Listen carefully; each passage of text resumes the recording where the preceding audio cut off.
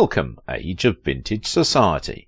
One of the most beautiful screen stars of the 40s, the blonde and green-eyed Virginia Mayo, was a versatile performer who graduated from being one of the decorative Goldwyn girls to becoming a top star. Why was Virginia Mayo the proof of the existence of God? Make sure to watch the video until the end and leave your thoughts in the comments. If you are new here, join our wonderful community by subscribing to the Age of Vintage channel. Virginia Mayo, who was once described as a pin-up come to life. The blonde beauty was featured in light-hearted romantic comedies and musicals in the 1940s and 50s. In most of her movies she was a peaches and cream beauty, not a girl next door like Debbie Reynolds or Doris Day, but more in the spirit of a Betty Grable, but less assertive, less likely to be featured ahead of her leading men, and yet in her two best pictures she was cast against type, as Dana Andrews' unfaithful wife Marie in William Wyler's imperishable The Best Years of Our Lives, and as Verna, the unfaithful wife of psychotic, mama-fixated gangster James Cagney in White Heat. Virginia went from the money to vaudeville, to films and the stage, but it was in films where the world saw and learned to love her the most. Equally talented in all acting genres, Virginia's musicals are her most memorable and were the ones she loved, and loved to perform in above all others. Her talent and beauty were so dazzling the Sultan of Morocco was prompted to send a letter to the studio heads of Warner Brothers, saying, "Virginia Mayo is tangible proof of the existence of God. I just put my head down and did the work. All I ever wanted in my life was to do the work." This became her show business credo. Virginia Mayo played show, did the work and did it well. Through the 1950s, though, Mayo top-lined a series of harmless but middling films from every conceivable genre, lending her technicolor prettiness and doing her professional best until her stardom petered out rather abruptly at the end of the decade. Virginia Clara Jones, born in St. Louis, Missouri in 1920 to Luke and Martha Henrietta Jones. She had one older brother. The family traced their origins back to several heroes of the American Revolution and to one of the founders of the city of East St. Louis. Mayo's exposure to the stage began early because of an aunt who gave drama and elocution lessons. She never wanted to play the usual childhood games with her chums. She only wanted to play show. Mayo was naturally drawn to singing and dancing, and by the age of 6 was working on stages throughout St. Louis. During the Great Depression, her father lost his job on the paper, and the family had to move in with relatives. Mayo continued to work on stage and took dancing lessons at the Sherman Park Funding School. She graduated from Solden High School in 1937, and that same year got a job performing at the St. Louis Municipal Opera. I had the happiest year of my life working with the Muni Opera. From there, the beautiful teenager joined a vaudeville troupe in a very successful act called Pansy the Horse, and it was then that Virginia Jones became Virginia Mayo. "Billy Rose really showcased me," she later recalled. "He gave me beautiful costumes, a spot in the show where I danced solo, and I also did the part in the horse act." The show was a hit, with promotional posters highlighting her role and calling her a symphony for the eyes, and the winner of the Perfect Legs contest. She did get her Mayo stage name from the Mayo family in a roundabout way. As a young vaudeville performer, Virginia played the straight woman to a horse act. According to the Internet Movie Database, the horse was actually two men known as the Mayo Brothers, which is how the Mayo Clinic was frequently referred to at the time. Jones soon adopted the Mayo moniker as her professional name. She translated her popularity in this act to a great part in Eddie Cantor's hit Broadway show Banjo Eyes in 1941. This, helped along by her legendary beauty, led to Hollywood. While her career embraced nearly all genres, including costume epics, westerns and gangster pictures, a good percentage of her films cast her as the beautiful comic foil and love interest to top comedians. Bob Hope in The Princess and the Pirate, Milton Berle in Always Leave Them Laughing. She saw her opportunity. "I didn't want to do that, so I made a deal with the studio. At that time I had a kind of clout. I said, "It's a terrible part, but I'll do it if you let me do musicals." Anyway, I did it, and they did 6 musicals with me. I was very pleased because my ambition was to dance. The producer Sam Goldwyn, alerted by Rose to the charms of Mayo, signed her to a 7-year contract and started grooming her to be a star, with lessons in acting, voice, posture and dance. As one of the Goldwyn girls, she was moved to Hollywood and given charm. Mayo entered the movies at the height of the power of the studio system. As a Goldwyn girl, she was groomed and trained to fit the mould of a young starlet. She was also put on a diet and had her cheeks contoured by a masseuse prior to making her debut as a Goldwyn girl in Up in Arms, the first film to star Danny Kaye. In a memorable dream sequence, Mayo can be seen as one of the human trees in a fanciful forest. During this period, Goldwyn allowed her to take bit roles at Fox in the Betty Grable vehicles Sweet Rosie O'Grady and Pin-Up Girl.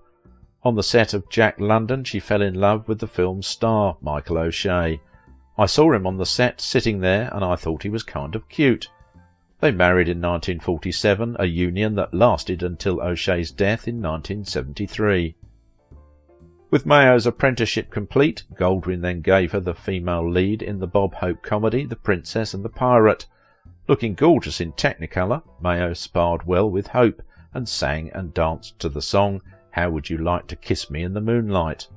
Critics reported, Miss Mayo is lovely in Technicolor and more than adequate to the film's negligible acting demands. At the film's conclusion, Hope is preparing to embrace Mayo when she walks past him to hug a sailor, Bing Crosby. Hope quips, "I work my brains out for 9 reels and some bit player from Paramount comes over and steals my girl." As Warner Brothers' biggest box office moneymaker in the late 1940s, she appeared in a series of comedy films with Danny Kaye. He was not in favour of having me in all his pictures, so he was resentful of that. He wanted somebody like Ingrid Bergman to work with him. Well, that was kind of silly. I was a very good foil for him. He didn't know it at the time, but it was true. He didn't know I had all this comedy experience, you see. She starred in the musical Wonder Man, a smash hit. Mayo accepted the supporting role of unpleasant gold digger Mary Derry in William Wyler's drama The Best Years of Our Lives for Goldwyn, defying stereotypes. It was her first experience working with an A-list Hollywood director. Critics praised her performance, and the picture became the highest-grossing film in the United States. As the shallow floozy, who is faithless when her husband of 2 weeks, Dana Andrews, goes off to war, and who derides his post-war efforts to readjust. Mayo was totally convincing.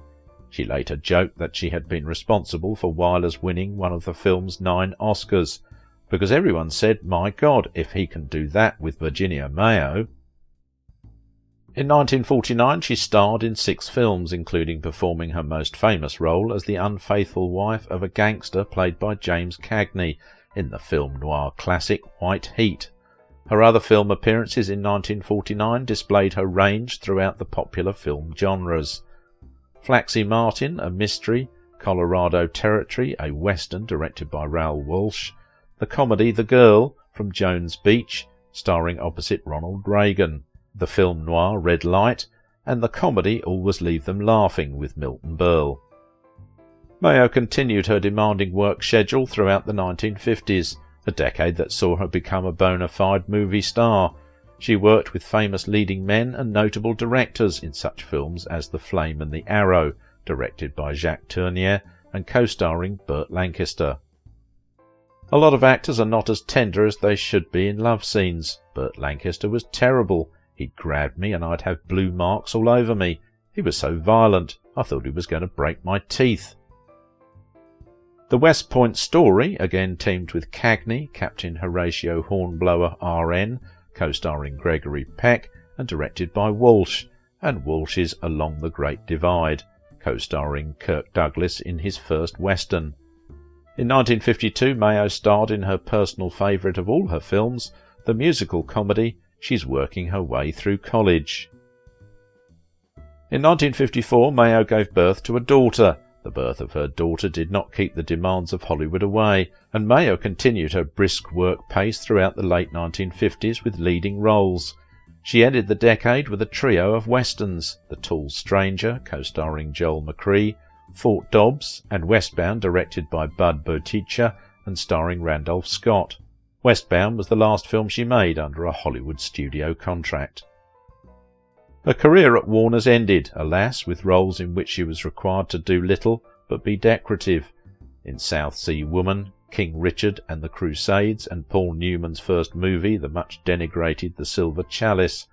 Her last films for the studio were routine westerns, and her final movies included the horror titles Castle of Evil and Evil Spirits.